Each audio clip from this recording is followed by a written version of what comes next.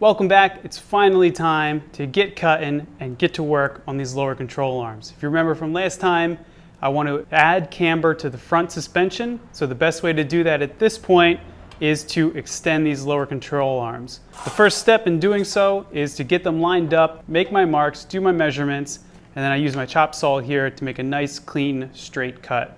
From there, bevel the edges, go ahead and switch to slow motion, and make some sparks.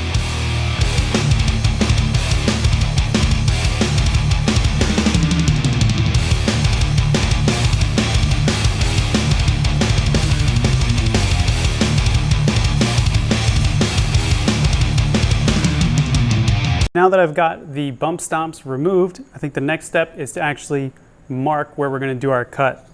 And what I've done already is I've got these lined up. I'm using just a dowel pin in between the bolt hole just to try and keep them on the same plane.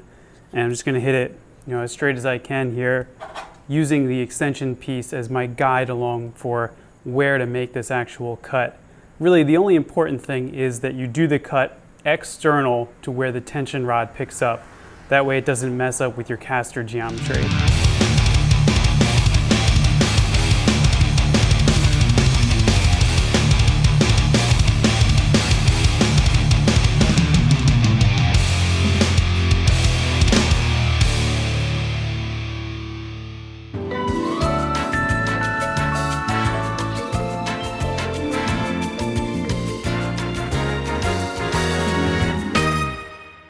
And now for the fun part, using the magic of MIG welding, I will stick these two pieces of metal together.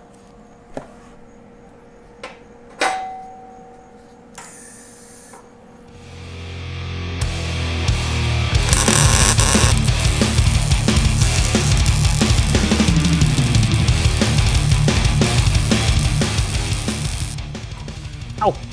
These are still really hot. So there you have it. These are all done. I'm all wrapped up. I went ahead and I welded around the tops as well as the bottoms, and the welds came out pretty good. My approach here was to use a ton of heat, make sure I get that good penetration, and from the heat lines there, it looks like that was the case.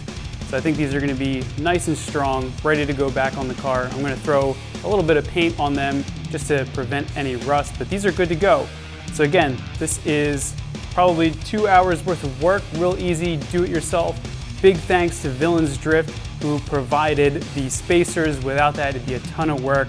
With the spacers, it's chop, place, weld, you're done. So again, big thanks to Villains Drift. These are ready to go back on the car.